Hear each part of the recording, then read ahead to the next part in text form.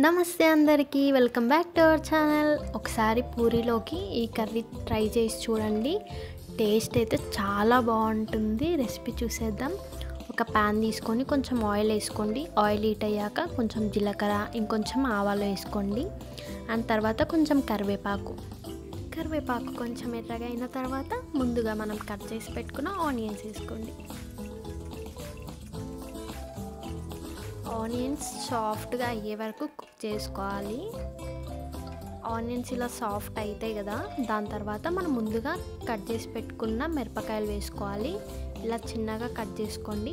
మిరపకాయలు వేసాక ఒకసారి మళ్ళీ మొత్తం మిక్స్ చేయండి.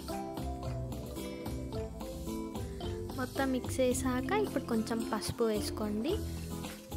పసుపు వేసాక మళ్ళీ ఒకసారి మొత్తం మిక్స్ చేసుకోండి.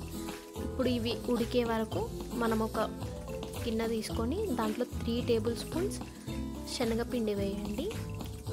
శనగపిండి వేసాక కొన్ని వాటర్ వేసి మొత్తంని బాగా ఉండలు లేకుండా ఇట్లా సాఫ్ట్ టెక్స్చర్ వచ్చే వరకు కూడా మొత్తం బాగా మిక్స్ చేయండి. ఇప్పుడు ఆనియన్స్ అన్నీ బాగా కుక్ అయి ఉంటాయి. మనం మిక్స్ చేసి పెట్టుకున్న దాన్ని దీంట్లో వేయండి. వేసి ఒకసారి బాగా కలిపి కొంచెం వాటర్ వేయాలి.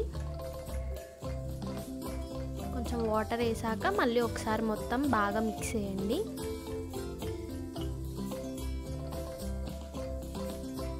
మొత్తం బాగా మిక్స్ చేసాక మీ టేస్ట్కి తగ్గట్టుగా సాల్ట్ వేసుకోండి.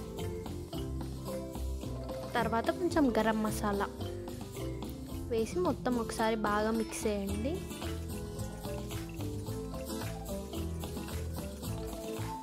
ఇప్పుడు ఇలా బుడగల్లాగా ఉడికేటప్పుడు లాస్ట్లో కొంచెం కొత్తిమీర వేసుకొని ఒకసారి మొత్తం బాగా మిక్స్ చేయండి.